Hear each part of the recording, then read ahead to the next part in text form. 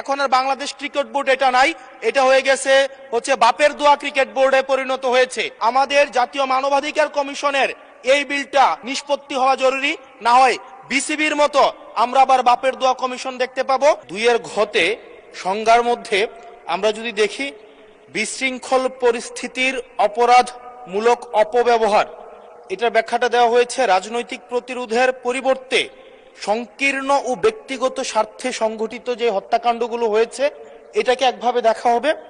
আর আরেকটা হচ্ছে গণতান্ত্রিক ব্যবস্থা পুনরুদ্ধারের উদ্দেশ্য যেই কার্যাবলীগুলো সংগঠিত হয়েছে সেটাকে একভাবে দেখা হবে।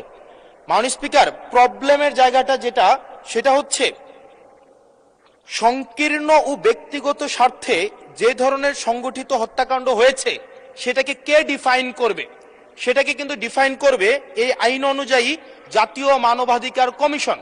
অর্থাৎ এই ইনডেমনিটিটা জাতীয় মানবাধিকার কমিশনের উপরে নির্ভর করবে। এবার এই জাতীয় মানবাধিকার কমিশনের যে অধ্যাদেশ সেটা কিন্তু ইতিমধ্যে ল্যাপস করে দেওয়ার প্রস্তাব দেওয়া হয়েছে। এখন এই জাতীয় মানবাধিকার কমিশনটা এটা যে 2009 সালের অনুযায়ী যদি চলে তাহলে সেটা কিন্তু পুরোপুরি সরকার নিয়ন্ত্রিত একটা মানবাধিকার কমিশন। যেই মানবাধিকার কমিশন বিরোধী দল ও মতকে দমনের জন্য ব্যবহার করা হয়েছে, ভিকটিম ব্লেমিং এর জন্য ব্যবহার করা হয়েছে, যেই মানবাধিকার কমিশন গুম খুনের বৈধতা উৎপাদন করা হয়েছে। মাননীয় স্পিকার, এই মানবাধিকার কমিশনকে যদি আমরা মন্ত্রণালয়ের অধীনে রাখি এবং ওই মানবাধিকার কমিশনের মধ্য দিয়েই যদি আমরা জুলাই গণ অভ্যুত্থানের এই কার্যক্রমগুলোকে বিচারের এবং নিরীক্ষণের দায়িত্ব দেওয়া হয়, সেক্ষেত্রে এই নিরীক্ষণ কিন্তু প্রশ্নবিদ্ধ হবে। এছাড়াও আমরা যদি দেখি সাংবিধানিক প্রতিষ্ঠানগুলোকে যেভাবে নগ্নভাবে দলীয়করণ করা হচ্ছে, ইতিমধ্যে বাংলাদেশ ব্যাংকে যেভাবে দখল করা হয়েছে, যেভাবে বিসিবিকে যেভাবে এখন আর বাংলাদেশ ক্রিকেট বোর্ড এটা নাই, এটা হয়ে গেছে হচ্ছে বাপের দোয়া ক্রিকেট বোর্ডে পরিণত হয়েছে, যেভাবে দখল করা হয়েছে বাপের দোয়া ক্রিকেট বোর্ড। এবং আমি যখন এই জায়গায় কথা বলছি ঠিক এই মুহূর্তে 28 জন বিচারককে মাননীয় স্পিকার তাদেরকে শোকজ দেওয়া হয়েছে। তাদের ব্যক্তিগত তাদের চ্যাট গ্রুপে তারা হচ্ছে তাদের মতামত প্রকাশ করার কারণে বিচারকদের হচ্ছে মাননীয় স্পিকার শোকজ দেওয়া হয়েছে।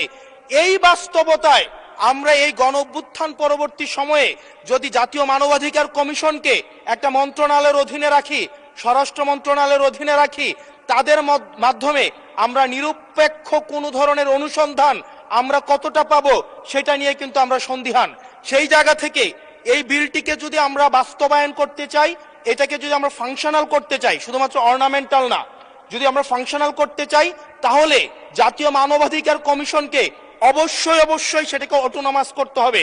আমার সামনে যারা আছেন আমরা হয়তো আমাদের থেকে এখানে প্রত্যেকটা সদস্য নির্যাতন, নিপীড়ন এবং তাদের যে পলিটিক্যাল রিপ্রেশনের মাত্রা শত সহস্র গুণ বেশি।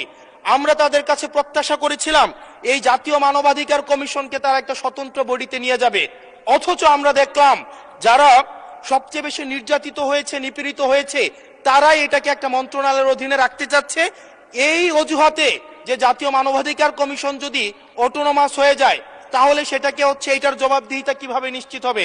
মাননীয় স্পিকার, আমাদের ইলেকশন কমিশন, আমাদের হচ্ছে পিএসসি, আমাদের হচ্ছে দুর্নীতি দমন কমিশন, যদিও এটা কাজীর কেতাবে কেতাবে আছে, গোয়ালে নাই, কিন্তু এটা কিন্তু একাডেমিক ভাবে এটাকে ইভেন ইন্টারন্যাশনালিও এই জিনিসটা কিন্তু অটোনমাস হওয়ার কথা। সেজন্য মাননীয় স্পিকার, যেভাবে বর্তমানে প্রতিষ্ঠানগুলো নগ্নভাবে দলীয়করণ করা হচ্ছে, সেজন্য জাতীয় মানবাধিকার কমিশন যে দলীয়করণ করা হবে না, আবার বাপের দোয়া একটা মানবাধিকার কমিশন বা বিরোধী দল দমন কমিশন করা হবে না, এটার প্রতি কিন্তু আমাদের আস্থা নাই।